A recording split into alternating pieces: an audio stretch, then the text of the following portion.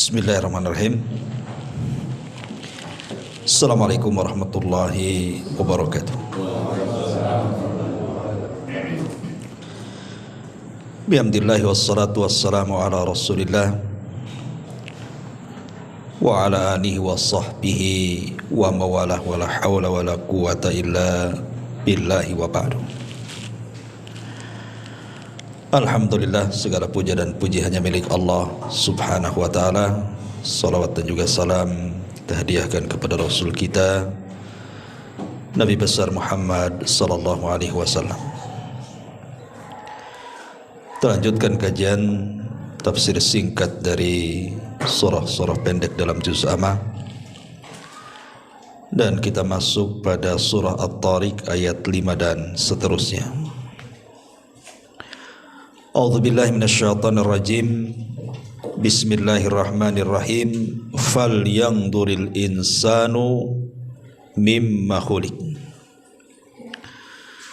Khuliqa mimma dafiq yakhruju min bainis sulbi wat tara'ib innahu ala raj'ihi laqadir yauma tublas sarair fama lahu min quwwatin wala nasir. Maka hendaklah manusia memperhatikan dari apa dia diciptakan. Dia diciptakan dari air mani yang sangat terpancar, yang keluar di antara tulang punggung sulbi dan juga tulang dada. Sungguh Allah benar-benar kuasa untuk mengembalikannya hidup setelah kematiannya. Dan pada hari itu ditampakkan segala rahasia manusia. Maka manusia tidak lagi mempunyai satu kekuatan dan tidak pula ada penolong. Baik. Ma'asyiral muslimin wal muslimat rahimani wa rahimakumullah. Ayat ini menjelaskan kepada kita tentang kekuasaan Allah Subhanahu wa taala dan juga menjelaskan tentang marahil, tentang fase-fase bagaimana manusia itu diciptakan. Ma'asyiral muslimin yang dimuliakan Allah Azza wa Jal, mungkin malam ini pembahasan agak panjang. Mudah-mudahan gak sampai jam 12 saja. Kalau antum ngantuk pulang aja lah. Iya, kita akan membahas tentang perjalanan yang sangat panjang dari penciptaan Allah sampai kepada manusia. Ma'asyiral muslimin yang dimuliakan Allah Subhanahu wa taala. Dimulai dari tidak adanya makhluk. Satu hari Imran bin Husain radhiyallahu an, beliau menceritakan tentang beberapa penduduk Yaman yang menemui Nabi sallallahu alaihi wasallam untuk berbaiat dan masuk Islam. Pada tahun Wufud, namanya Amul Wufud. Ketika itu setelah terjadi perjanjian Hudaybiyah, kemudian terjadi Fathu Mekah. Banyak manusia dari mana-mana datang berbondong-bondong masuk Islam. Salah satunya adalah kabilah dari Yaman. Mereka datang kepada Nabi sallallahu alaihi wasallam untuk masuk Islam. Satu di antara mereka itu ada yang bertanya kepada Nabi sallallahu alaihi wasallam perihal di mana Allah sebelum Allah menciptakan langit dan bumi. Maka Nabi sallallahu alaihi wasallam menjawab, "Kana Allah wa lam yakun syai'un ghairuhu." Allah telah ada dan sesuatu apapun selain Allah belum ada. Al-Hafidz Ibnu Hajar rahimahullahu taala mengatakan, fihi dilalatun ala annahu lam yakun syai'un ghairuhu lal ma walal arsh wala ghairuhuma. Nas ini menunjukkan bahwa Allah Subhanahu wa taala telah ada sebelum segala sesuatu diadakan oleh Allah Azza wa Jalla. Tidak air, tidak arasy ataupun tidak yang lainnya. Bahkan dalam hadis dari Waqi ibn Udus, Waqi ibnu Adasi, dari pamannya dari Abi Razin, dia berkata, "Ya Rasulullah, aina kana Rabbuna Azza wa Jal qabla an yakhluqa khalqahu?" Wahai Rasulullah, di manakah Tuhan kita yang maha mulia sebelum menciptakan makhluknya? Di mana Allah itu sebelum dia menciptakan satu makhluk pun? Maka Nabi SAW mengatakan, kana fi amain ma tahtahu hawa wa ma fawqahu hawa thumma khalaqa arsyahu alal ma. Maka Rasul mengatakan Allah berada di ama, di bawahnya tidak ada udara dan di atasnya pun tidak ada udara. Kemudian Allah menciptakan arsy-Nya di atas air. Hadis ini memang diperselisihkan soal sahih dan tidaknya. Al-Imam At-Tabari mensahihkan dan Imam At-Tirmidzi, kemudian Imam Zahabi dan Ibnu Taimiyah menghasankan, tetapi Syekh Albani melemahkan. Apa maksud ama? Allah itu ada di ama, itu di mana ama itu? Maka sebagian ulama mengatakan maksud ama di sini sebagaimana dijelaskan oleh sebagian para ulama. Qala Yazid ibn Harun al-ama ay laisa ma'ahu syai'un. Ama itu artinya tidak ada sesuatu selain Allah bersama Allah. Artinya tidak ada apa-apa kecuali Allah saja. Ada juga yang mengatakan maksud ama itu artinya diambil dari kata ama, menggunakan isim maksur. Maksudnya zulmah, kegelapan. Jadi Allah berada dalam kegelapan. Tapi ada juga yang mengatakan artinya sya'nuhu mu'amman ala khalqihi. Keberadaan Allah tidak diketahui oleh makhluknya. Pokoknya ama adalah sesuatu yang tidak bisa diterima oleh hayalan siapapun, imajinasi siapapun, tidak bisa dijangkau oleh manusia. Lah itulah ama. Pokoknya Allah sudah ada sebelum makhluknya ada. Selesai lah kan itu. Kalau kita banyak memikirkan zat Allah, bingung nantinya. Ma'asyiral muslimin yang dimuliakan Allah Subhanahu wa taala. Lah baru setelah itu Allah Subhanahu wa taala menciptakan makhluk pertama kali. Walaupun ada khilaf ulama, makhluk apa yang diciptakan pertama kali oleh Allah Azza wa Jalla. Ada yang berpendapat bahwa makhluk yang pertama kali diciptakan Allah Azza wa Jalla adalah pena, qalam. Dan ini pendapat yang dikuatkan oleh Imam Ibnu Jarir At-Tabari dan Ibnu Jauzi. Ada yang mengatakan bahwa makhluk yang pertama diciptakan itu adalah arsy. Dan ini yang dikuatkan oleh Al-Imam Ibnu Taimiyah dan juga muridnya Ibnul Qayyim. Ada yang mengatakan bahwa yang pertama kali diciptakan Allah itu air, lautan di atas langit. Dan ini yang diriwayatkan dari Ibnu Mas'ud dan sebagian ulama salaf, dan ini dikuatkan oleh Badruddin Al-Aini rahimahullahu ta'ala. Tapi ada juga yang mengatakan bahwa makhluk yang pertama kali diciptakan adalah cahaya dan kegelapan. Tetapi jumhurul ulama, mayoritas para ulama, menguatkan bahwa makhluk yang pertama kali diciptakanlah arsy Allah Subhanahu wa taala. Ingat Allah mengatakan hal ata 'alal insan hinun minad dahri lam yakun syai'an madhkura. Bukankah pernah datang kepada manusia waktu di masa yang ketika itu belum merupakan sesuatu yang dapat disebut. Artinya tidak ada makhluk satupun. Belum ada bumi disebut bumi, langit disebut langit, bintang disebut bintang, karena memang belum ada. Baru kemudian Allah Subhanahu wa taala menciptakan arasy-Nya. Dalam sebuah hadis Nabi mengatakan, kataballahu maqadiral khalaiq qabla an yakhluqas samawati wal ard bi 50 alf sanatin qala wa arshuhu 'alal ma.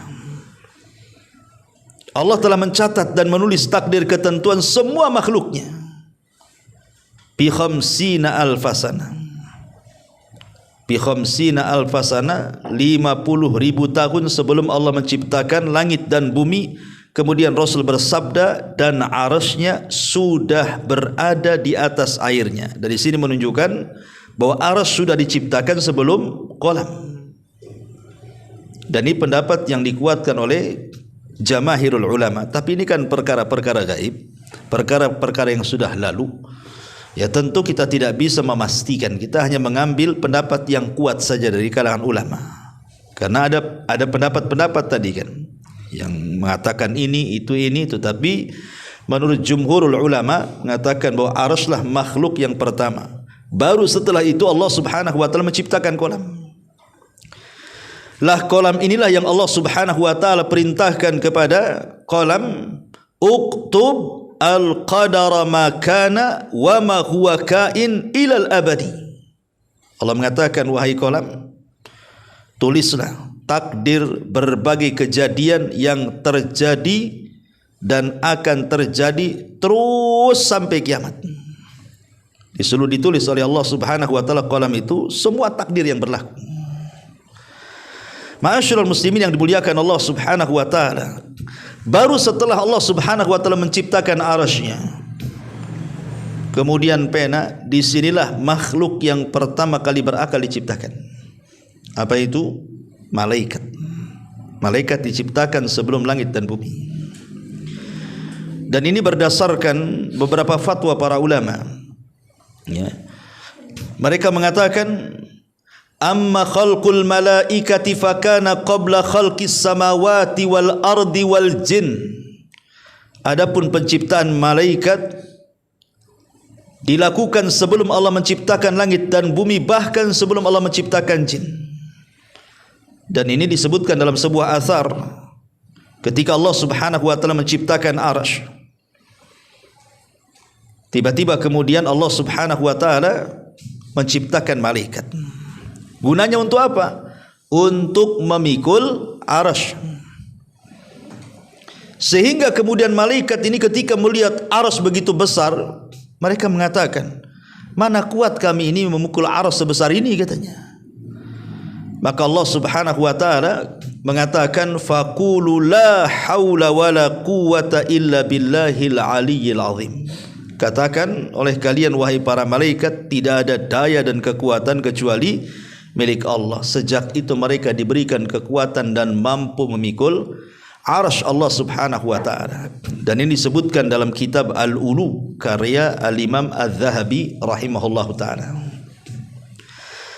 Baru setelah itu Allah Subhanahu wa taala menciptakan berbagai macam makhluknya, termasuk juga menciptakan air tadi. Dan air ini bahan segala makhluk yang akan diciptakan setelahnya. Air ini bahan pokoknya. Dari air ini tercipta langit dan bumi. Makanya Allah Subhanahu wa taala mengatakan, wa ja'alna minal ma' kulla syai'in hayyin afala yu'minun. Dan dari air kami jadikan segala sesuatu yang hidup, maka mengapa mereka tidak beriman? Ada yang mengatakan bahwa ketika Allah Subhanahu wa taala menciptakan langit dan bumi itu, yang pertama kali diciptakan apa? Bumi dulu, baru kemudian langit. Dan ketika itu antara langit dan bumi belum terpisah, masih nyatu, belum dipisah oleh Allah Azza wa Jalla. Ya. Dan itu dikatakan bahwa bumi ini Allah Subhanahu wa taala diciptakan oleh Allah Subhanahu wa taala dari bahan bakunya itu dari air itu. Ada yang mengatakan dari busanya air, Allah ciptakan bumi, dan dari asap yang muncul dari busa itulah kemudian diciptakan langit. Makanya Allah mengatakan tsummastawa ilas sama wa hiya dukhanun. Kemudian dia menuju kepada penciptaan langit, dan langit kala itu masih berupa asap. Asap uap dari zabadil bahri, dari busanya air itu. Dan bumi itu tercipta dari busanya air itu. Kemudian asapnya itulah yang digunakan bahan untuk menciptakan langit. Ya. Ma'asyiral muslimin yang dimuliakan Allah Azza wa Jalla. Lah Allah Subhanahu wa taala ketika menciptakan langit dan bumi, saya katakan tadi langit dan bumi itu masih menempel, belum dipisah. Makanya Allah mengatakan dalam surah Al-Anbiya, awalam yaral ladzina kafaru annas samawati wal ard kanata ratqan fafataknahuma. Dan apakah orang-orang yang kafir itu tidak mengetahui bahwa langit dan bumi keduanya dahulu adalah satu persatuan, satu padu, nempel. Baru kemudian fafataknahuma, kami pisahkan antar keduanya. Ingat antum mungkin yang belajar ilmu fisika, ada namanya teori Big Bang, ya kan? Yang kemudian dihancurkan, terpisahlah bumi dari langit. Akhirnya langit dengan bumi itu dibuat jarak. Dan jarak dari bumi ke langit itu sebagaimana dalam sebuah athar, sebuah riwayat dari Abbas ibn Abdul Muttalib radhiyallahu anhu. Ketika Nabi SAW bertanya kepada para sahabatnya, tahukah kalian berapa jarak langit dan bumi? Sahabat mengatakan Allah dan Rasul yang tahulah kan itu. Maka Rasul SAW mengatakan jarak keduanya adalah perjalanan 500 tahun. Dan antara satu langit dengan langit selanjutnya juga sama 500 tahun. Dan tebal setiap langit adalah perjalanan 500 tahun. Dan di antara langit ketujuh dengan arasy dan laut juga jaraknya antara dasar dan atasnya sejarak langit dan bumi pula, kata Rasul. Terbayangkan kekuasaan Allah Azza wa Jalla luar biasa. Ya. Ma'asyiral muslimin yang dimuliakan Allah Subhanahu wa taala. Masalahnya kita tidak bisa kemudian memerinci bagaimana Allah menciptakan langit dan bumi secara detail, tidak. Kita tidak mungkin bisa, karena ini kan perkara gaib. Allah hanya menjelaskan secara global saja dalam Quran. Karena Allah juga mengatakan ma asyhadtum khalqas samawati wal ard wala khalqu anfusihim. Aku tidak menghadirkan mereka untuk menyaksikan penciptaan langit dan bumi, dan tidak pula penciptaan diri mereka sendiri. Disebutkan dalam surah Al-Kahfi ayat 51. Ma'asyiral muslimin yang dimuliakan Allah Azza wa Jalla. Tetapi walaupun demikian, ada keterangan global di mana Allah Subhanahu wa taala mengatakan dalam surah Al-A'raf ayat 40 atau 54, inna rabbakumullahu alladzi khalaqas samawati wal ard fi sittati ayyamin tsumma stawa 'alal arsy. Sesungguhnya Tuhan kalian, maksudnya Allah, dialah yang menciptakan langit dan bumi dalam 6 hari. Dalam 6 hari kemudian dia beristiwa di atas arasy-Nya. Dari sini kita tahu bahwa Allah menciptakan langit dan bumi itu dalam 6 hari. Adapun rinciannya itu disebutkan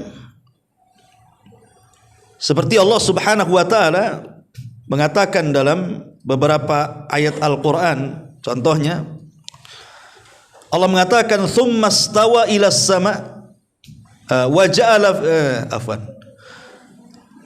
di dalam ayat yang lain Allah mengatakan walaqad khalaqnas samawati wal ardi wama bainahuma fi sittati ayyamin wama massana min lughub.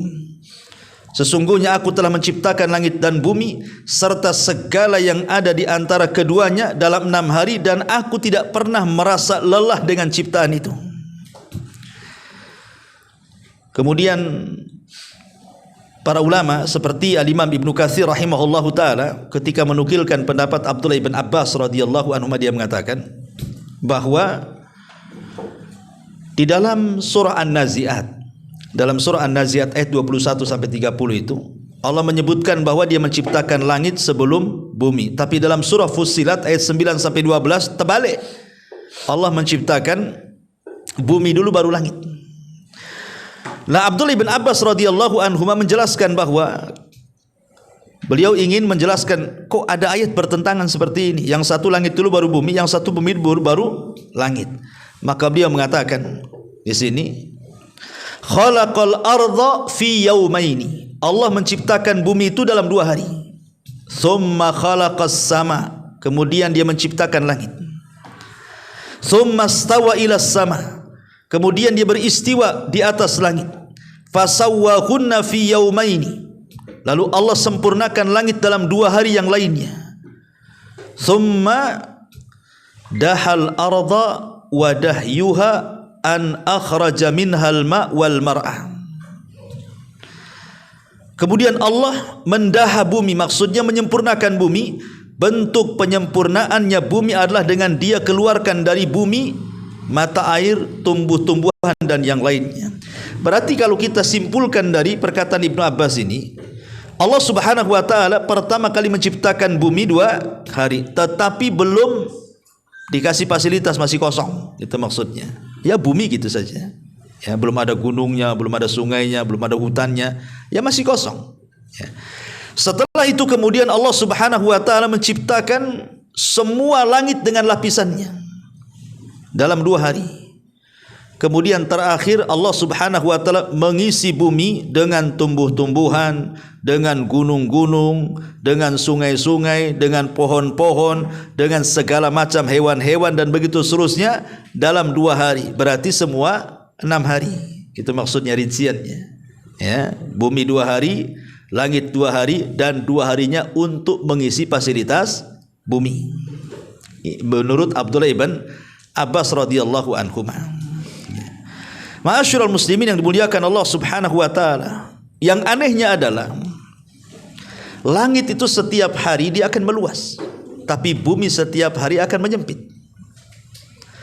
Dan itu disebutkan dalam surah Az-Zariyat ayat 47. Allah mengatakan was-sama banainaha biaidin wa inna lamusi'un. Dan langit itu kami bangun dengan kekuasaan kami, dan sesungguhnya kami benar-benar akan terus meluaskannya. Jadi setiap hari itu langit itu meluas.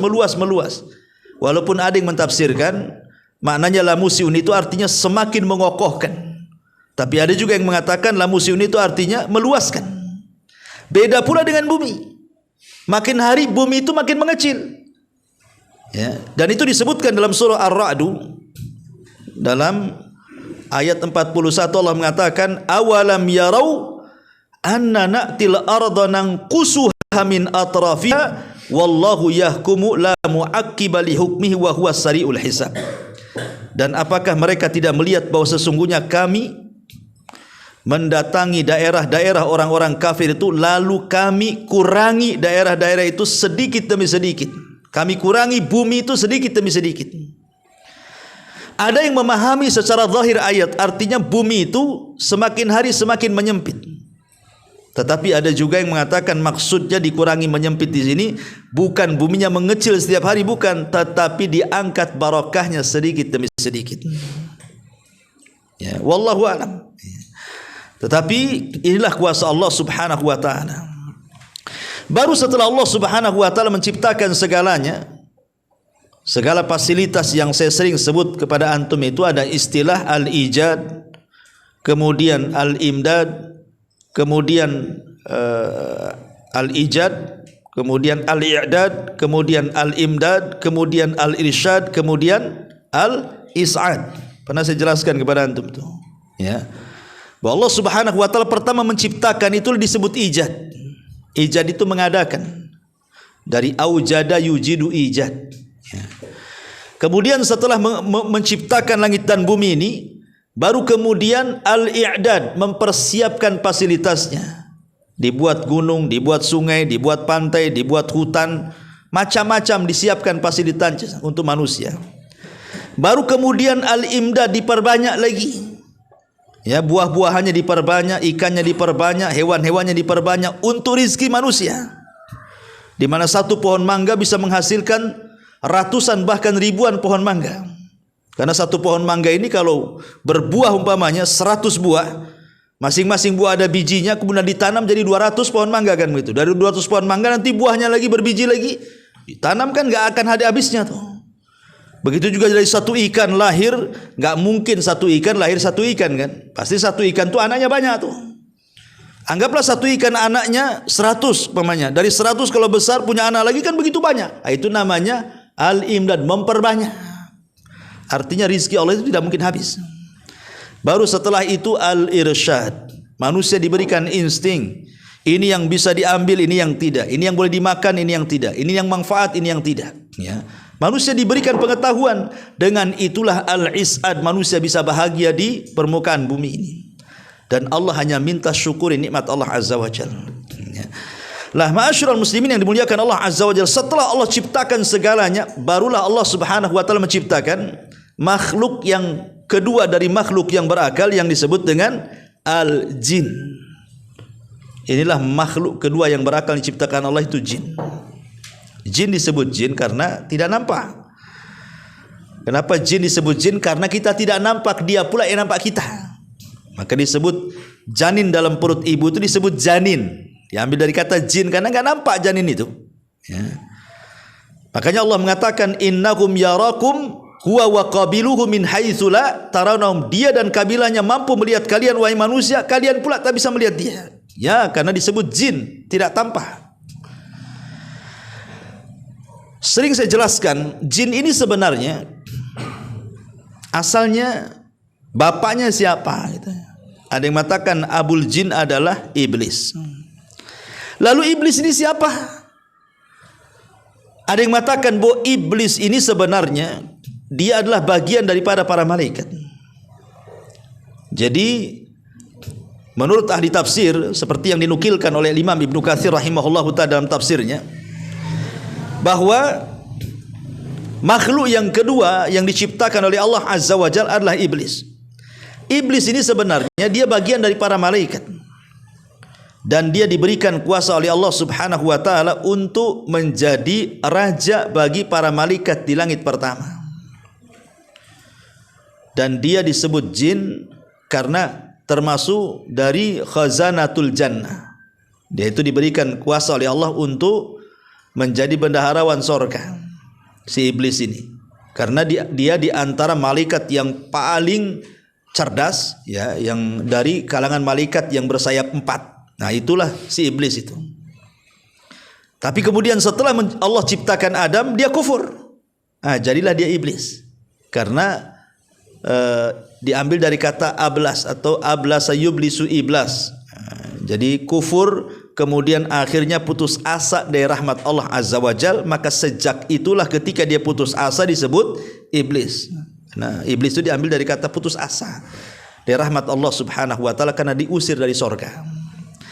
Tapi ada juga yang mengatakan tidak, iblis itu bagian daripada jin. Kalau seandainya iblis itu bagian dari dari kalangan malaikat, lalu siapa yang diserang oleh iblis dan pasukannya ini? Sehingga ketika Allah menciptakan Adam, malaikat mengatakan di hadapan Allah, apakah engkau akan menciptakan makhluk yang merusak bumi dan menumpahkan darah, kan begitu? Berarti kan ada makhluk sebelumnya yang merusak dan menumpahkan darah. Ibnu Katsir mengatakan bahwa makhluk yang pertama kali diciptakan itu bukan iblis, tetapi ada nama setelah malaikat namanya al-hin wal bin namanya. Ada makhluk namanya hin dan bin. Itulah yang diserang oleh iblis tadi karena mereka merusak di bumi. Ya. Tapi bagi yang mengatakan bahwa iblis itu bukan bagian malaikat, dia adalah bagian jin. Berarti tidak ada makhluk namanya hin dan bin itu. Yang ada adalah jin. Karena jin ini tabiatnya merusak bumi, akhirnya satu di antara mereka ditawan, dibawalah ke atas. Itulah yang kemudian jadi iblis. Dididik oleh malaikat, akhirnya jadi jin yang paling soleh, diletakkan di sorga. Akhirnya ketika di sorga Allah ciptakan Adam, dia tak mau sujud, akhirnya dikeluarkan lagi dari sorga, dibalikkan lagi ke bumi. Wallahu a'lam kan itu ya. Itu keterangan dari Imam Ibnu Katsir, sebagainya bisa dibaca dalam kitab Al-Bidayah wa An-Nihayah ya. dan juga tafsir Ibnu Katsir ketika mentafsirkan tentang penciptaan Adam alaihi salatu wassalam. Ma'asyiral muslimin yang dimuliakan Allah Subhanahu wa taala. Lah baru setelah kemudian Allah Subhanahu wa taala menciptakan itu semuanya, barulah kita masuk dalam ayat yang kita bahas ini. Proses penciptaan manusia. Ma'asyiral muslimin yang dimuliakan Allah Subhanahu wa taala. Di sini Allah Subhanahu wa taala mengatakan kan di dalam surah yang kita bahas, falyangdulil insan mimma khuliq. Maka hendaklah manusia memperhatikan dari apalah dia diciptakan itu. Kemudian Allah jawab, khuliqa mimma'in dafiq. Dia diciptakan dari air mani yang terpancar. Kenapa terpancar? Sebab kalau air mani tidak terpancar, dia tidak akan membuahkan. Ya. Dan sel telur laki-laki ketika satu kali pancaran itu saja, ya sudah saya jelaskan, itu bisa juta-juta tuh. Tapi yang jadikan satu saja. Dan itu kuasa Allah Subhanahu wa taala, yang lain jadi makanannya. Ya. Kemudian Allah mengatakan yakhruju min baini sulbi wa taraib, yang keluar dari antara tulang punggung sulbi dan juga tulang dada. Kalau kita melihat hadis dari kitab Arba'in Nawawi yang masyhur ya, hadis tentang bagaimana Allah Subhanahu wa taala menciptakan manusia di alam rahim itu. Dalam hadis itu kan dijelaskan bahwa Allah Subhanahu wa taala memproses manusia sehingga menjadi manusia itu kan dalam atuar. Ya. Atuar itu maksudnya berfase-fase, mulai dari segumpal sperma selama 40 hari, kemudian berubah dari segumpal sperma menjadi segumpal darah 40 hari berikutnya, kemudian dari segumpal darah menjadi segumpal daging, kemudian dibalutkan tulang di situ, kemudian jadilah manusia. Setelah 4 bulan baru ditiupkan ruh di situ, dicatat rizkinya macam-macamnya kan. Baru setelah ya paling lama 9 bulan kemudian janin itu keluar. Dan itu dijelaskan di beberapa ayat di dalam Al-Qur'anul Karim tentang masalah ini, seperti Allah mengatakan dalam surah Al-Mu'minun ayat 12 sampai 14, walaqad khalaqnal insana min sulalatin min tin thumma ja'alnahu nutfatan min qararin makin thumma khalaqnan nutfatan 'alaqatan fa khalaqnal 'alaqata mudghatan fa khalaqnal mudghata idhaman fa kasawnal idhama lahman thumma ansha'nahu khalqan akhar fatabarakallahu ahsanul khaliqin. Kemudian air mani itu kami jadikan sesuatu yang melekat dalam rahim. Sebab kalau tidak melekat tidak akan jadi. Ya. Lalu sesuatu yang melekat itu kami jadikan segumpal daging. Dan segumpal daging itu kami jadikan tulang belulang. Lalu tulang belulang itu kami bungkus dengan daging. Kemudian kami menjadikan makhluk yang berbentuk lain. Maksudnya manusia. Maha suci Allah, penciptaan yang paling baik. Ma'asyiral muslimin yang dimuliakan Allah Subhanahu wa taala, kalau kita pikirkan ya, kekuasaan Allah ketika kita ini masih dalam janin itu. Setelah manusia jadi janin, ikhwatu fiddin, muliakan Allah Azza wa Jalla. Kemudian Allah Subhanahu wa taala mampu memberikan pendengaran. Jadi janin itu dalam perut itu pertama kali dia bisa mendengar. Jadi ketika ruh ditiupkan, itu dia sudah bisa mendengar tuh. Makanya kenapa Allah Subhanahu wa taala dahulukan as-sama, pendengaran dalam ayat wallahu akhrajakum min butuni ummahatikum la ta'lamuna syai'a wa ja'ala lakumus sam'a wal absara wal af'idata. Ya.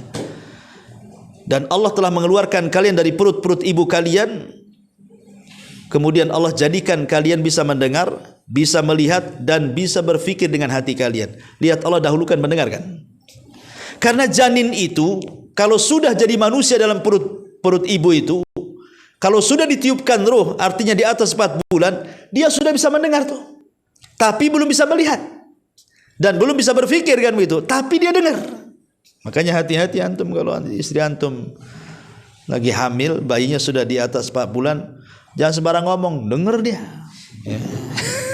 Kan gitu. Sampai saya pernah seorang alim, ya, beliau memberikan tip tentang bagaimana caranya supaya anak itu mudah menghafal. Kecil-kecil sudah hafal Quran itu gimana caranya? Ya. Maka beliau mengatakan caranya ketika bayi itu dalam perut ibu.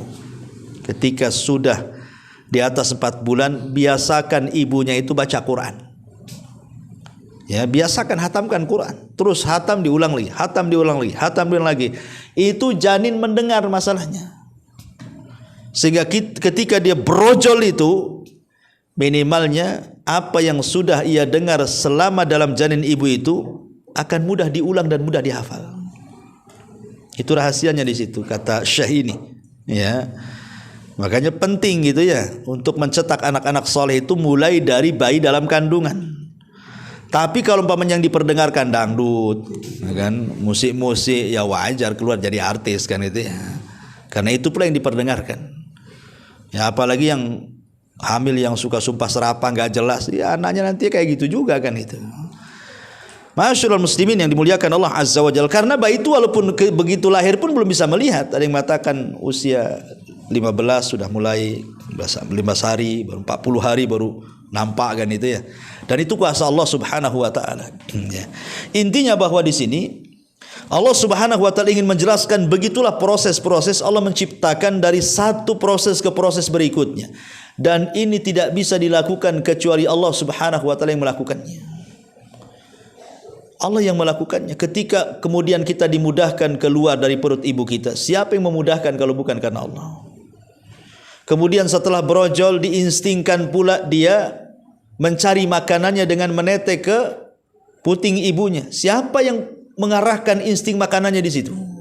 Kalau bukan Allah Subhanahu wa taala.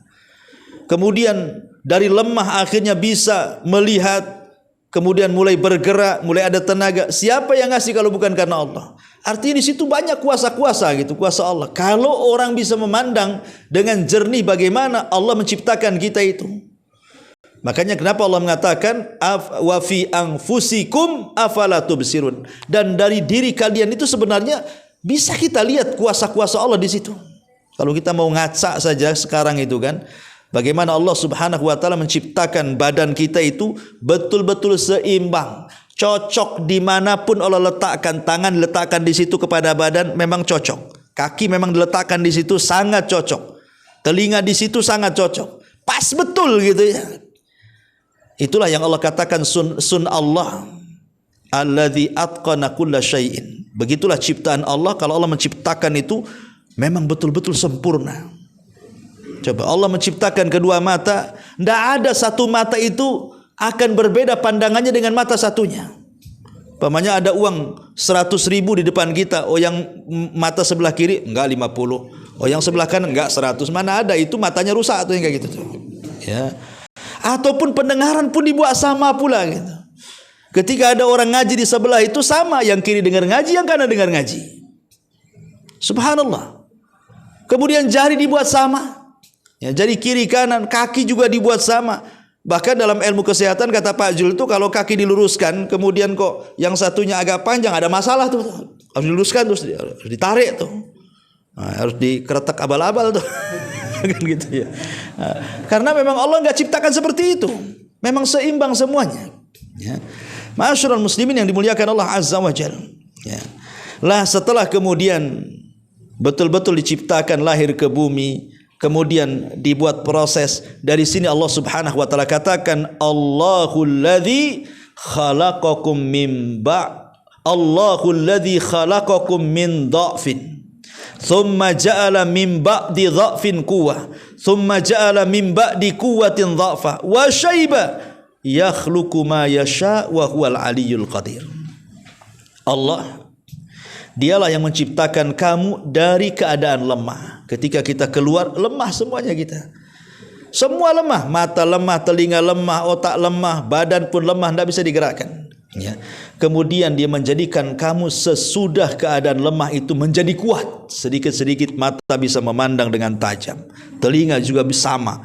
Kemudian otak pun sudah mulai berpikir. Bahkan kemudian dengan sekolah dari SD, SMP, SMA sampai kuliah sampai jadi profesor, cerdaslah dia. Ya. Kemudian antum yang mungkin bekerja di tempat-tempat yang butuh otot dan tenaga, bisa mengangkat yang tadinya tidak bisa mengangkat ember pun bisa diangkat. Jadi kuat jadinya. Tetapi Allah katakan kemudian dia menjadikan kamu sesudah kuat itu lemah kembali. Lemah kembali artinya apa? Kemudian bayi menginjak remaja, kemudian dewasa, kemudian tua, kemudian jadi tua sekali. Ketika menjadi tua sekali, balik lagi ke bayi itu. Pandangan sudah mulai kabur, ya, pendengaran sudah mulai budak, kan itu ya. Jalan pun sudah tak kuat, berpikir pun lemot, kan itu. Kemudian pikun, nggak tahu apa yang dibuat dia.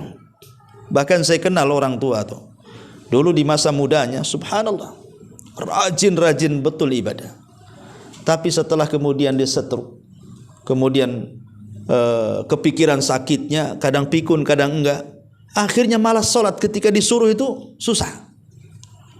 Seperti nyuruh anak-anak. Ya, gimana cara nyuruhnya anak-anak tuh? Suruh sholat kan susah. Begitu nanti orang tua tuh. Makanya kenapa Allah Subhanahu wa taala mengingatkan kita kalau seandainya orang tua itu sudah tua. Ya, apa kata Allah Subhanahu wa taala? Rendahkan sayapmu. Maksudnya lembut sama mereka. Dan jangan mengatakan ataupun jangan membentaknya, kan itu. Karena memang kondisi orang tua itu bahkan lebih dibandingkan anak-anak, ikhwan. Antum merawat orang tua, walaupun sama-sama kadang-kadang hilang akalnya, dengan anak-anak pun sama tidak berakal. Tapi kadang-kadang lebih sulit merawat orang tua, ikhwan. Kalau merawat anak itu kadang-kadang nyebelin, adalah kan begitu ya. Ya namanya anak-anak nyebelin. Tapi ada lucu-lucunya anak-anak tuh. Kalau merawat orang tua itu ada lucu-lucunya. Yang ada tuh dibentak-bentak dia, salah sedikit dibentak lagi, salah sedikit dibentak lagi, kan. Makanya wajar kalau umpamanya Umar bin Khattab radhiyallahu mengatakan, ketika ada orang mengatakan, ya Amirul Mukminin, saya sudah melakukan kepada orang tua saya seperti dia melakukan kepada saya di waktu saya kecil. Dia menyuapi, sekarang saya suapi dia. Dia menceboki saya, sekarang ceboki dia, dan saya menikmati kotorannya. Apapun yang dilakukan kepada aku, sekarang aku lakukan kepada dia. Sudah seimbangkah birrul walidainku dengan kebaikan dia kepadaku di waktu kecil? Kata Amirul Mukminin, tidak, katanya. Kenapa? Karena orang tuamu merawat kamu menginginkan hidupmu, tapi engkau merawat orang tuamu menginginkan kematiannya. Ya kan? Menginginkan kematiannya. Coba antum, kalau orang tua meninggal, berapa hari antum sedih? Berapa hari antum sedih? Sehari sudah sibuk, mana sertifikat rumah? Kan gitu. Di berangkas mana? Dititipkan di notaris mana? Udah sibuk tuh. Jadi sedihnya sehari saja. Tapi kalau antum kehilangan anak, itu nggak bisa kebayang sedihnya itu. Nggak bisa sehari kehilangan anak. Enggak, kadang-kadang bertahun-tahun tuh. Ada yang stres, apalagi itu anak si mata wayang meninggal. Itu kepikirannya luar biasa tuh. Dan kalau seandainya orang tua kita meninggal, paling tinggi kita katakan apa? Sudah waktunya. Ya, sudah waktunya, dah tua mau apa? Itu kalau sama anak nggak kayak gitu, nggak akan bilang sudah waktunya, nggak. Sedikitlah kecuali orang yang betul-betul paham dengan iman, dengan qada dan qadar, ya. Mungkin dia mengatakan sudah takdirnya, kan gitu. Tapi kebanyakan walaupun dia ngomong seperti itu, nggak bisa dipungkiri orang tua kalau meninggal anak kecil itu pikirannya lama tuh.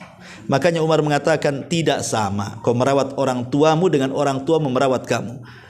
Karena engkau merawat orang tua itu menghendaki kematiannya, sementara orang tua merawat kamu menghendaki kehidupanmu. Bahkan kalau seandainya nyawa bisa ditukar sama orang tua untuk kita tuh. Tapi jarang anak yang mengatakan saya tukar nyawa orang tua dengan nyawa saya, kan. Kecuali anak yang Allah rahmati saja, ya. Ma'asyiral muslimin yang dimuliakan Allah Subhanahu wa taala. Intinya bahwa ketika manusia itu sudah di atas kekuatannya, Allah katakan tsumma wa ja'ala min ba'di quwwatin dha'fan wa syaiba. Maka dia akan menjadikan kamu sesudah kuat itu lemah kembali dan beruban. Kenapa Allah Subhanahu wa taala letakkan kalimat uban di sini? Ingat bahwa uban ini salah satu utusan Allah untuk kita diingatkan bahwa kita sudah dekat dengan ajal kita.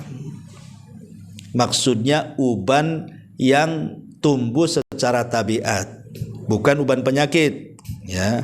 Karena ada juga belum waktunya beruban sudah beruban kan itu ya. Ya, ada itu penyakit itu. Tapi umumnya uban itu tumbuh itu setelah tua. Di atas 40 tahun tuh mulai itu satu muncul, dua, tiga, nanti 50 tahun makin nambah banyak kan begitu ya. Lah, uban itu sebenarnya Rasul yang diutus oleh Allah Subhanahu wa taala kepada kita mengingatkan bahwa kita sudah dekat kematian. Makanya ketika malaikat maut datang kepada Nabiullah Yaqub alaihi salam, apa kata Nabi Yaqub? Ji'ta zairan am liqabdi ruhi, katanya. Malaikat maut, kau datang kepadaku itu mau ziarah atau mencabut nyawaku, kata Nabi Yaqub ini. Kata malaikat maut, bahkan aku ingin mencabut nyawamu, katanya. Kata Yaqub, kenapa kau tidak utus dulu lah tanda-tandanya, main cabut-cabut saja, katanya. Kata malaikat maut, kan sudah Allah utus tanda-tandanya. Kemudian malaikat maut menyebutkan 3 perkara. Ya, tanda-tandanya adalah putihnya rambutmu yang sebelumnya hitam.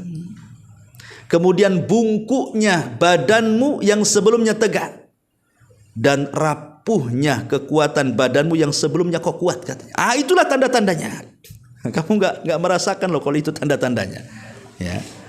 Tanda-tanda ini ada semua pada kita kan begitu.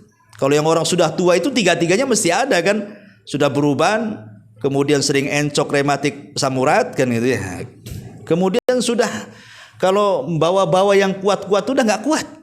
Itu sebenarnya tanda-tanda bahwa sudah hilang kekuatannya. Yang Allah Subhanahu wa taala katakan di sini, tsumma ja'ala mim ba'di quwwatin dha'fan wa syaiba. Makanya Allah mengatakan yakhluqu ma yasha wa huwal aliyyul qadir. Dialah menciptakan sesuai dengan kehendaknya, dan dialah yang maha mengetahui lagi maha kuasa. Ma'asyiral muslimin yang dimuliakan Allah Subhanahu wa taala. Itulah Allah katakan falyangduril insan ila falyangdur, apa tadi ayatnya? Falyangduril insan mimma khuliq, ya. Hendaklah manusia melihat dan memperhatikan dari apa yang diciptakan. Rupanya diciptakan dari air sperma. Ingat satu kisah yang pernah saya kisahkan sama antum, kisah Malik ibn Dinar. Malik ibn Dinar, ikhwatu fillah muliakan Allah azza wa jalla, satu hari sedang duduk-duduk dia. Malik ibn Dinar ini duduk-duduk. Tiba-tiba lewat seorang jenderal perang namanya Muhallab ibn Abi Sufrah. Dia seorang wali Basrah sekaligus jenderal perang. Lewat di hadapan Malik ibn Dinar dengan gaya sombong yang membusungkan dada. Kata Malik ibn Dinar, ya Muhallab, jalanmu itu seperti jalan penduduk neraka. Jangan seperti itu. Itu jalan kesombongan. Jangan busungkan dadamu. Ini Malik ibn Dinar ini ulama biasa. Ini satunya jenderal perang gitu ya, dan juga dia gubernur. Ketika kemudian ada yang menasihati seperti itu, timbul kesombongannya dan mengatakan, wahai fulan, ya, ala ta'rifuni, kok nggak kenal aku ya, katanya. Kamu nggak kenal aku ya? Nah, biasa zaman sekarang kan begitu, ya. Dia belum pernah urusan sama saya aja itu, bahasanya gitu ya. Dia nggak kenal siapa saya. Itu kan kalimat-kalimat sombong, ikhwan. Kalimat-kalimat seperti itu jangan diucapkan, ya. Jadi orang ini mengatakan, kau nggak kenal aku, katanya. Kata Malik ibn Dinar, bal a'rifuka haqqal ma'rifah. Bahkan aku kenal sebenar-benar pengenalan, lebih kenal aku dibandingkan dirimu sendiri, katanya. Kemudian kata Muhallab ibn Sufrah, kalau begitu siapa saya? Dikiranya mungkin Malik ibn Dinar mengatakan, kau ini seorang jenderal, kau ini seorang gubernur. Bukan itu, kata Malik ibn Dinar. Kata Malik ibn Dinar mengatakan di hadapan Muhallab ibn Sufrah ini, dia mengatakan apa? Engkau ini adalah orang yang keluar dari 2 lubang najis, katanya. Pertama dari ayahmu dan dari ibumu. Ya. Engkau ini keluar dari 2 lubang najis, bapak dan ibumu, katanya. Karena kan kita tercipta dari sperma. Maksudnya lubang najis pertama dari bapak dulu. Kemudian setelah itu kita lahir dari lubang najis Ibu kan begitu. Maka dia mengatakan, engkau ini orang yang keluar dari lubang najis 2 kali katanya. Dari bapakmu dan ibumu. Sekarang kau berjalan, di perutmu itu banyak najis katanya. Kan di perut kita banyak najis, banyak kotoran kan itu ya.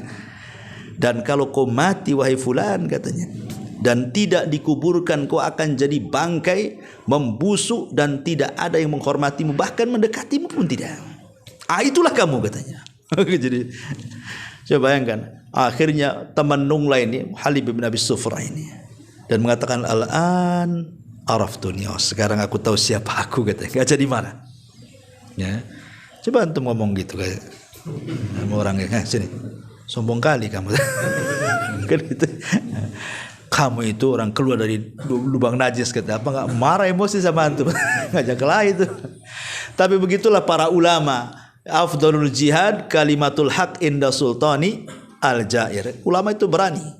Karena seafdal-afdalnya jihad itu adalah kalimat kebenaran yang disampaikan kepada para pemimpin yang zalim. Karena risikonya besar, ikhwan kan. Menasihati pemimpin itu beda dengan menasihati saya atau yang lainnya. Nggak ada risiko. Kalau antum ngeritik pemerintah, risikonya besar. Ya. Ma'asyiral muslimin yang dimuliakan Allah Azza wa Jalla. Intinya bahwa di sini Allah Subhanahu wa taala setelah mengingatkan bahwa kita ini keluar daripada air mani, air yang sangat hina, yakhruju min bainis sulbi wat taraib, yang keluar dari antara tulang punggung sulbi dan juga tulang dada. Maksudnya sulbi di sini laki-laki dan tulang dada perempuan. Ya. Bagaimana prosesnya? Ya tentu Allah Subhanahu wa taala yang menciptakan, begitulah proses manusia dari tulang sulbi dan tulang dada. Tapi ini kan proses manusia. Proses maksudnya kita-kita ini. Tapi manusia yang pertama kali, Adam alaihi salatu wassalam, tidak seperti ini prosesnya. Nggak ada proses kayak gini nih. Karena Nabiullah Adam alaihi salatu wassalam itu penciptaannya berbeda. Sebagaimana disebutkan oleh Imam Ibnu Katsir rahimahullahu taala dalam kitabnya Al-Bidayah wa Nihayah itu, bagaimana ketika beliau menceritakan tentang proses Nabi Adam. Ya. Apa kata Ibnu Katsir? Jadi Allah Subhanahu wa taala pertama kali menciptakan Adam ini diambil dari tanah bumi. Kata beliau di sini bahwa tanah bumi yang diciptakan atau yang diambil oleh siapa? Oleh malaikat yang disuruh oleh Allah Subhanahu wa taala itu dari berbagai macam tanah, bukan satu macam tanah saja, tapi berbagai macam tanah dengan berbagai macam sifat tanah lagi. Jadi ada tanah keras, ada tanah lembut, ya, ada tanah macam-macam. Repotnya kalau tanah sengketa, berarti nanti ya tukang sengketa. Nggak ada tanah sengketa, zaman itu kan belum ada orang bersengketa kan gitu ya. Jadi ya tanah-tanah, dan juga sifat warnanya juga sama, ada yang hitam, ada yang putih, ada yang kuning. Karena nanti manusia itu akan kembali kepada sifat tanah, baik warna ataupun watak. Ya, jadi warnanya akan kembali kepada sifat tanah, wataknya pun sama, akan kembali ke watak tanah. Karena ada yang keras, ya manusia jadi keras. Ada yang lembut, ya lembut. Di antara keduanya kadang keras, kadang lembut, dan begitu seterusnya. Ya, kalau yang kulitnya hitam, tanahnya hitam. Kulitnya putih, tanahnya putih. Kalau belang-belang mungkin campuran, ya, dan begitu seterusnya. Ya, artinya bahwa semua kepada sifat tanah. Ya. Lah ketika Allah Subhanahu wa taala menciptakan Adam alaihi salatu wassalam itu, memang dibentuk oleh Allah sendiri. Allah yang bentuk dia dengan kedua tangannya dan dengan sebaik-baik bentuk. Ketika Allah sudah menciptakan Adam kan dibiarkan tuh, entah berapa lamanya wallahu a'lam. Walaupun ada kisah Israiliyat mengatakan 40 tahun dibiarkan jasad Adam itu sampai mengeras, sampai kayak tembikar. Jadi kalau dipukul itu keluar bunyi. Kenapa keluar bunyi? Karena di dalamnya ada rongga. Ya, sesuatu yang ada rongga, kayak paralon itu kan ada rongga di dalamnya kan, dipukul kan bunyi itu. Kayak tiang listrik. Ya. Tapi kalau yang padat itu kan tak terlalu bunyi sekali. Ya. Jadi ketika iblis datang nengok-nengok itu, diketuk-ketuk Adam itu. Kok ada bunyi, kata iblis. Kemudian kata iblis, inni a'lamu saya sesungguhnya tahu bahwa makhluk ini adalah ladhaifun, sungguh lemah. Kenapa? Fa innahu ajwa, karena dia berongga. Berarti dia butuh makan, dia butuh minum. Kata iblis, lau sullitu alayya la uhlikanna. Kalau Allah serahkan makhluk ini kepadaku, hancurkan dia. Jadi hasadnya sudah ada tuh iblis tuh. Belum ditiupkan roh lagi, sudah hasadnya luar biasa si iblis ini. Lah ketika betul-betul kemudian Allah Subhanahu wa taala tiupkan ruh kepada Adam, dan Allah Subhanahu wa taala mengatakan fa idza sawaituhu wa nafakhtu fihi min ruhi faqa'u lahu sajidin. Apabila aku sudah sempurnakan ciptaan Adam sedemikian rupa, kemudian aku tiupkan ruh, semata-mata aku tiupkan ruh kepada Adam, sujudlah kalian. Dari sini kata para ulama, kenapa semata-mata ruh masuk ke dalam jasad Adam, malaikat sujud? Ulama mengatakan bahwa menunjukkan bahwa sujudnya malaikat itu bukan kepada jasad, bukan kepada jasad, tapi kepada ruh. Karena Allah tidak perintahkan malaikat sujud ketika Adam belum ditiupkan ruh, tapi semata-mata ruh masuk, sujud kalian. Dari sini kita tahu bahwa ruh jauh lebih mulia dibandingkan jasad. Itu. Makanya kalau orang meninggal, ruh kembali ke mana? Kembali ke Allah, diangkat ke langit. Jasad kembali ke mana? Dikembalikan ke bumi, dikubur, jadi cacing tanah di situ kan. Tapi ruh diangkat ke langit. Kalau dia ruhnya seorang mukmin, diperjumpakan dengan Allah. Dan Allah katakan kembalikan ruh ke dalam jasadnya. Karena unsur manusia itu kan terbagi 4, ikhwan. Unsur jasad kita ini terbagi 4. Yang pertama jasad, yang kedua ruh, yang ketiga hawa nafsu, yang keempat akal. Ya. Adapun jasad gandengannya dengan hawa nafsu, adapun ruh gandengannya dengan akal. Makanya jasad ini karena gandengan dengan hawa nafsu, bawaannya ingin melakukan yang sifatnya bersyahwat saja, makan, minum, perempuan dan begitu seterusnya. Ya. Tapi kalau ruh ini makanannya tidak ngaji, zikir, baca Quran dan begitu seterusnya. Ya. Dan setiap manusia seperti itu. Ma'asyiral muslimin yang dimuliakan Allah Azza wa Jalla. Lah ketika Adam kemudian ditiupkan ruh, malaikat kemudian sujud kepada Adam. Tentu bukan sujud ibadah ya, karena tidak boleh sujud ibadah kecuali kepada Allah. Maksudnya sujud penghormatan kepada ruh yang dimasukkan ke dalam Adam. Kemudian setelah mereka sujud, iblis pula tak sujud. Disinilah pembangkangan iblis pertama kali. Tidak sujud kepada Adam alaihi salatu wassalam. Dari situ Allah murka dan Allah usir iblis dari sorga. Sebagai gantinya Adam yang akan menempati sorga. Makin hasad, makin putus asa. Sejak itulah dia disebut iblis, karena sudah tidak di sorga lagi. Dan Allah kutuk sampai kiamat. Walaupun dia meminta kepada Allah Subhanahu wa taala, fa'anzirni ila yaumi yub'atsun, ya Allah, tangguhkan sampai hari di mana engkau kiamatkan bumi ini. Allah mengatakan innaka minal munzarin. Baik, kau akan kuberikan tangguhan sampai waktu yang ditentukan, maksudnya sampai kiamat. Dari sini juga kita tahu bahwa iblis itu tidak akan mati. Tetapi bukan berarti anak buahnya jin-jin tidak mati, mereka mati. Yang kekal itu cuma satu, iblis saja. Dan iblis itu kalau di manusia adalah bapaknya jin, sebagaimana Adam bapaknya manusia. Jadi bapak jin saja yang tidak akan mati sampai kiamat tuh. Anak buahnya matilah. Ya, makanya kalau kita lihat orang yang meruqyah kemudian sampai terbakar mati di ruqyah, ya memang mereka bisa mati. Mereka bisa mati, kecuali iblis tidak bisa mati. Ma'asyiral muslimin yang dimuliakan Allah Subhanahu wa taala, intinya setelah Allah Subhanahu wa taala menciptakan Adam, baru Allah ciptakan pasangannya Hawa. Hawa itu disebut Hawa karena tercipta dari benda hidup. Diambil dari tulang rusuk sebelah kiri. Ya, tulang rusuk sebelah kiri. Ada yang mengatakan yang paling bengkok. Maksudnya yang paling bengkok ini kinayah, maksudnya tulang rusuk yang pendek yang ada di sebelah kiri yang dekat dengan jantung tuh. Disitulah Hawa diciptakan ketika Adam sedang tidur. Kenapa tidak diciptakan ketika Adam sedang terbangun? Supaya Adam tidak benci kepada Hawa. Kalau dia kemudian sedang terbangun diambil rusuknya kan sakit, akhirnya kan benci jadinya. Makanya kemudian dicabut saat dia tertidur, kemudian diambil, diciptakan Hawa, tiba-tiba kemudian tidur di sampingnya. Ketika terbangun nampak Hawa, langsung jatuh cinta tuh, si Adam nih. Dari sini difitrahkan laki-laki itu suka perempuan. Berarti kalau ada laki-laki suka laki-laki, bukan turunan Adam tuh. Ya. Karena Adam suka dengan Hawa. Itulah betul-betul turunan Adam tuh. Itu fitrah itu. Fitrahnya manusia itu laki-laki suka perempuan. Lah, masalahnya ketika kemudian Allah takdirkan Adam dan Hawa ini dimasukkan ke dalam sorga, tak lama pula di sorga dia. Dalam riwayat sebagian tafsir mengatakan Adam itu di sorga hanya setengah hari. Setengah hari dia. Ya. Karena keburu dikasih was-was sama iblis. Ketika jangan memakan buah larangan, makan pula buah larangan. Makanya kemudian Adam diusir dari sorga, diturunkan ke bumi.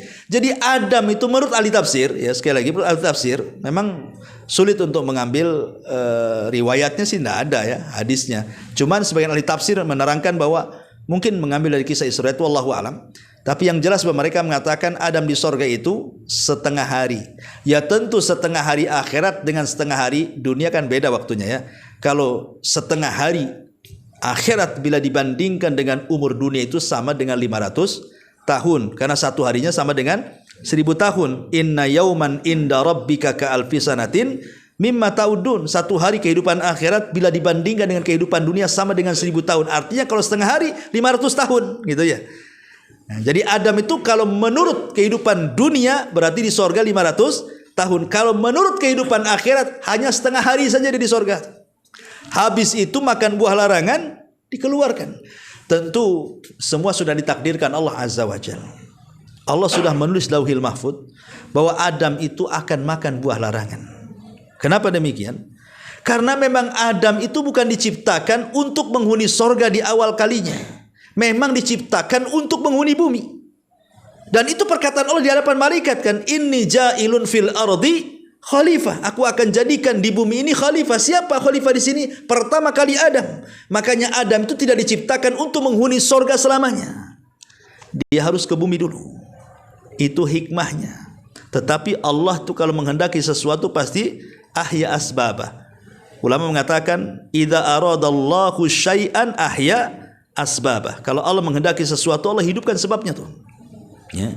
Lah sebabnya itu memakan buah larangan. Sebab itulah Adam diturunkan ke bumi. Karena dia akan menjadi khalifah. Apa itu khalifah? Khalifah itu yakhlufu ba'duhu ba'dha. Makhluk yang bergenerasi. Karena tidak mungkin Adam akan hidup selamanya.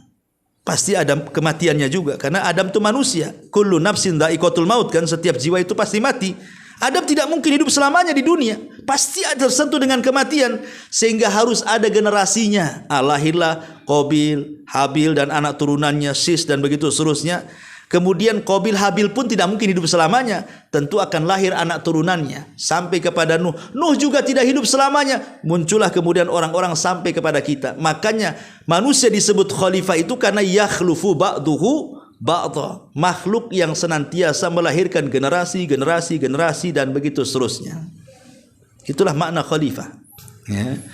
Ma'asyiral muslimin yang dimuliakan Allah Azza wa Jal, setelah Adam kemudian diturunkan ke bumi, baru kemudian Adam alaihi salatu wassalam disuruh untuk menggauli Hawa, lahirlah anak turunannya. Ada yang mengatakan 40. Ya, dari 20 kelahiran. Setiap melahirkan kembar kecuali satu tidak kembar. Syith namanya. Dia tidak kembar. Karena syith itu dianugerahkan oleh Allah Subhanahu wa taala sebagai ganti karena Habil dibunuh Qabil. Jadi Allah itu Adam itu sayang dengan Habil karena Habil itu mewarisi akhlaknya Adam, dibunuh pula sama Qabil. Adam sedih. Sebab itulah Allah Subhanahu wa taala berikan putra tanpa dilahirkan kembar. Namanya Sis. Sis itu dalam bahasa Arab hibatullah.